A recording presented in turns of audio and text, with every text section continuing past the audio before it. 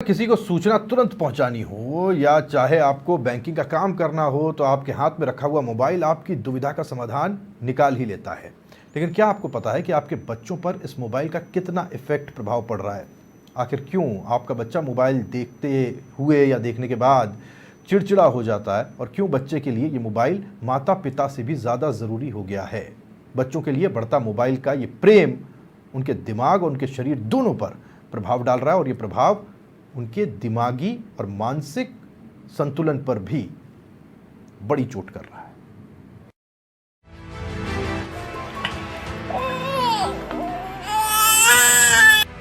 बच्चे खेलेंगे तो स्वस्थ रहेंगे।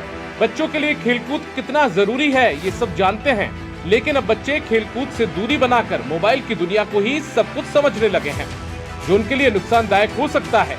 कुछ हद तक इसके जिम्मेदार माता पिता भी हैं, क्योंकि जब बच्चा रोता है तो माता पिता उसे मोबाइल दे देते हैं। बच्चों में बढ़ती परेशानी को लेकर डॉक्टर अनीता गौतम ने बताया कि माता पिता खुद की सुविधा के लिए बच्चों को मोबाइल देकर शांत करवा देते हैं और बाद में ये लत पड़ जाती है, जो बच्चों के दिमाग के लिए हानिकारक होती है।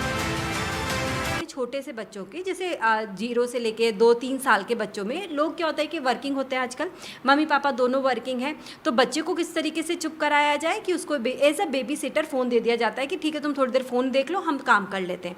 जो वो आदत उस समय पड़ जाती है वो धीरे धीरे लत के रूप में बाद में उभर कर आती है और बच्चा उससे इतना एडिक्ट हो जाता है कि उसके बाद बिना फ़ोन के वो खाना नहीं खा सकता।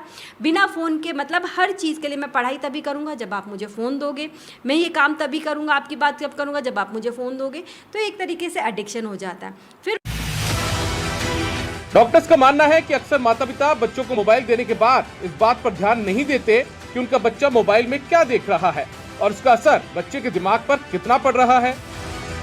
जो बच्चा बार बार फ़ोन पे ही अपना टाइम स्पेंड कर रहा है तो पढ़ाई पर इतना ध्यान दे ही नहीं पाता, क्योंकि उसको तो उसकी लत लग गई है। उसके बिना उसको कोई ना ज़्यादा से ज़्यादा समय फ़ोन पर व्यतीत करता है तो एक एकेडमिक ग्रेड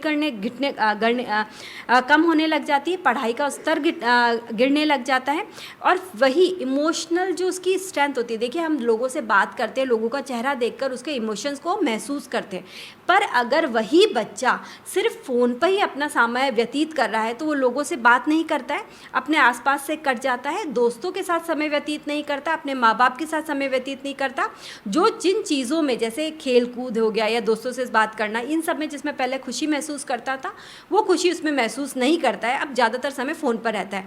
तो ऐसे बच्चे का इमोशनल ग्रोथ बहुत ज़्यादा हैम्पर हो जाता है, उसके व्यक्तित्व पर, उसकी पर्सनैलिटी पर नेगेटिव इफेक्ट पड़ता है।